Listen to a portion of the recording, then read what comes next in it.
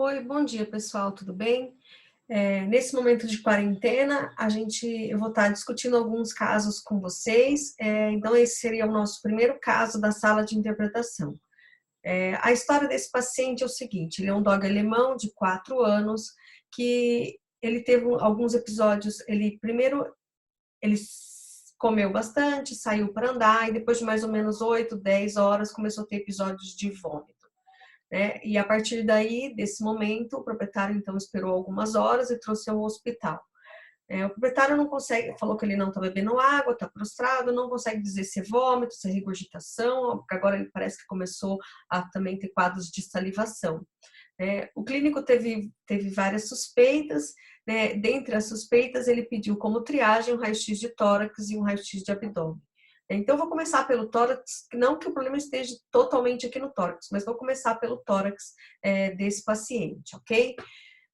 O que a gente tem, então? Essa é uma projeção radiográfica lateral direita, torácica, no qual, como é um paciente muito grande, às vezes eu não consigo enquadrar todo esse paciente. Então, se a suspeita fosse principalmente metástase, eu estaria enquadrando em outras formas aqui também esse raio-x torácico, tá? Se você ainda não tem uma sistematização de leitura de raio-x torácico, eu sugiro para você ver a minha outra aula aí, que está linkada no vídeo, que é o ABCD-EF da radiologia torácica. Mas vamos pontuar exatamente o que está acontecendo nesse paciente. Uma das coisas que eu vejo é que a traqueia, que é uma estrutura radiolucente, tubular, com uma parede definida, eu geralmente vejo ela super bem no raio-x. E ela fica geralmente um pouco mais próxima da coluna vertebral. E essa traqueia, ela está deslocada, que a gente chama ventralmente, ela está empurrada para baixo. Tem alguma coisa no meu raio-x que empurra essa traqueia para baixo, eventualmente ou seja, ventral, eventualmente empurra-se dorsal, mas não é o caso desse paciente. E a gente observa, então, uma outra estrutura que a gente consegue ver à margem aqui, tubular, né, com uma parede fina, porém completamente distendida por conteúdo gasoso. Esse é o esôfago. O esôfago, usualmente, a gente não vê ele no raio-x, porque ele fica colabado, ele fica fininho, né? Então, é uma estrutura do mediastino que geralmente eu não vejo. Então, o que a gente observa claramente nesse paciente é o megaesôfago, né? As demais estruturas estão quase dentro do parâmetro normal, né? Eu vou pontuar somente o coração. Eu consigo ver super bem o contorno e as bordas da silhueta cardíaca, porém eu achei esse coração muito fino. Ah, professora, você vai me perguntar, mas é um dog alemão. Sim, o dog alemão tem um coração mais afilado, porém ele está um pouco mais do que o habitual, tá? E a gente observa os grandes vasos, e uma das coisas que me chama a atenção aqui também é o tamanho da veia cava. A veia cava está quase invisível aqui, ela está reduzida de tamanho, né? A veia cava, ela pode ser um sentinela para gente de hipovolemia, e é uma das coisas que eu já pontuei aqui, que eu acredito que possa ser também nesse paciente. Bom, eu acabei avançando no meu pensamento e esqueci de comentar com vocês as causas de megaesôfago, não é mesmo? E existem. O megaesôfago pode ser por um problema relacionado a corpo estranho, que eu não vejo, nenhum sinal de corpo estranho radiopaco ou nenhuma estrutura que eu suspeito de corpo estranho nesse paciente esofágico, né? E pode ser um megaesôfago idiopático, mas veja, não tem muito a ver com a história desse animal, então eu preciso me preocupar um pouco mais, né? Uma outra coisa é que outros diferenciais que não têm a ver com a história desse paciente seria uma disfunção neuromuscular, como miastenia grave, miosite, uma polirradiculoneurite, eventualmente uma doença do sistema nervoso central, como toxicológica, inflamatória, até mesmo neoplasia. Eu já vi alguns casos de neoplasia do sistema nervoso central tendo como sinal clínico megaesôfago, além dos sinais neurológicos. Tá vendo? Eu não tá batendo, eu não tenho nenhum outro sinal neurológico que cabe aqui na minha interpretação do megaesôfago desse paciente. Então, eu preciso buscar algo mais. Quando eu finalizo a visualização do exame radiográfico torácico, uma das coisas que eu preciso perceber ou analisar também é o abdômen. É claro que esse paciente ia para o raio-x abdominal, mas eu vou pontuar uma coisa bem interessante aqui. Eu já consigo ver alguma coisa esquisita em relação ao abdômen desse paciente. Aparentemente, essa é a posição do estômago, mas ele está muito dilatado. Então, vamos para o raio-x do abdômen desse paciente. né? Eu vou começar pelo raio-x ventrodorsal. Ele é mais difícil de ser interpretado, mas senão eu ia fechar muito rápido o meu diagnóstico nesse paciente, né? Algumas coisas que eu preciso pontuar. Primeiro, o raio-x abdominal ventrodorsal, eu não tenho tanto uma definição tão bonita do exame quanto eu tenho nas laterais. As laterais o exame fica mais bonito do abdômen, tá? Por conta da massa muscular da parede abdominal. Mas de qualquer forma, na hora que eu examino, vejo um animal muito grande, então eu coloquei principalmente a região mais cranial do abdômen no meu exame, nessa exposição, eu consigo observar sim uma coisa muito grande, uma distensão gástrica por fluido e por material heterogêneo e gasoso, mas muito mais gasoso do estômago, né? E qual que é a segunda pergunta que eu preciso fazer quando eu vejo um estômago muito dilatado? Será que é só dilatação ou será que é dilatação-torção gástrica? Porque a síndrome de dilatação-torção gástrica tem um tratamento completamente diferente do que só uma dilatação, né? As duas são importantes, mas a torção muito mais, e é realmente uma emergência. E uma das coisas que eu preciso pontuar é onde está o piloro e o duodeno.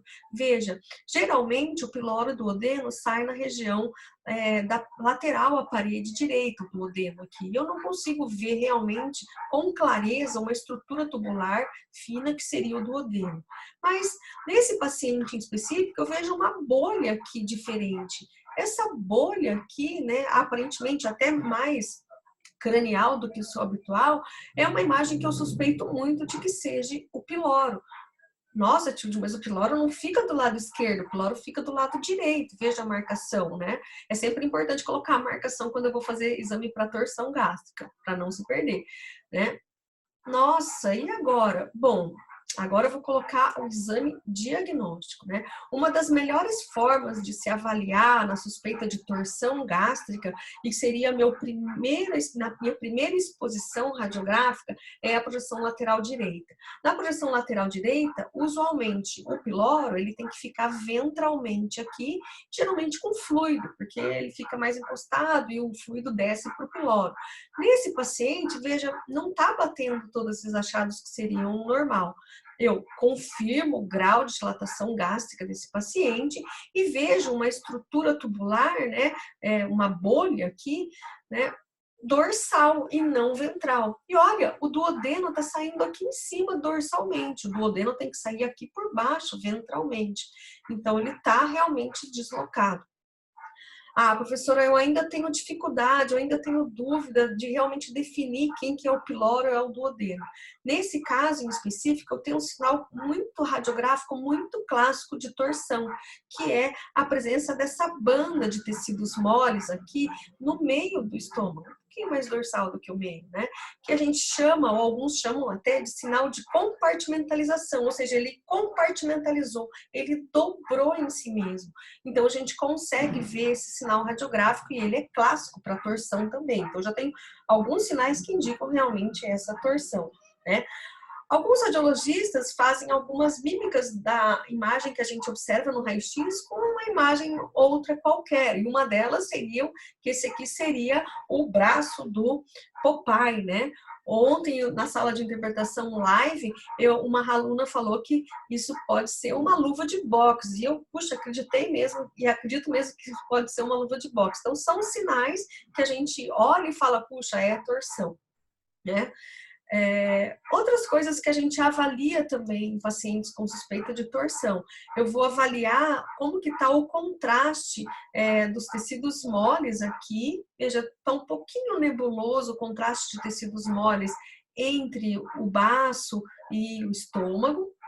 Que pode ser um pouquinho de derrame aqui, porém o baço, ele tá um pouco grande, mas eu ainda vejo a maior parte do baço na sua posição ventral. Eu não acredito que ele esteja completamente torcido junto com o estômago, que às vezes acontece, né? Por conta da distensão gástrica, tudo foi empurrado para trás, tudo está deslocado, todas as alças intestinais e demais estruturas estão realmente deslocadas caudalmente. E até por conta dessa distensão eu não consigo ver muito bem o reto peritônio. Mas vamos pontuar especificamente o que mais que eu vejo. As alças, né, de tecido, de intestino delgado, estão todas dilatadas, é uma dilatação generalizada, moderada ainda, mas generalizada, de todos os segmentos de alça intestinal. É frequente eu observar no paciente com torção gástrica um ilhus funcional, né? Um ilhus que a gente chama paralítico e não mecânico. Então, acontece esse quadro também de ilhos. Ou seja, eu fechei meu diagnóstico, isso é grave, isso é cirúrgico, eu preciso encaminhar ele o mais breve para a cirurgia. Bom, faltou só uma coisa. Provavelmente o megaesôfago está relacionado aqui à torção gástrica. Então, às vezes eu vejo junto com o megaesôfago, na verdade, como causa de megaesôfago, a torção gástrica, eu não tinha pontuado anteriormente, né?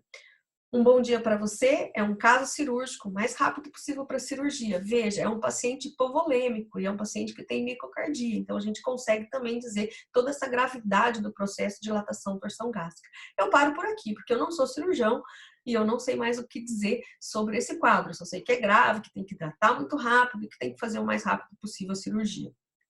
Eventualmente, não está tão nítido nesse caso, ó, voltando a uma coisa da interpretação.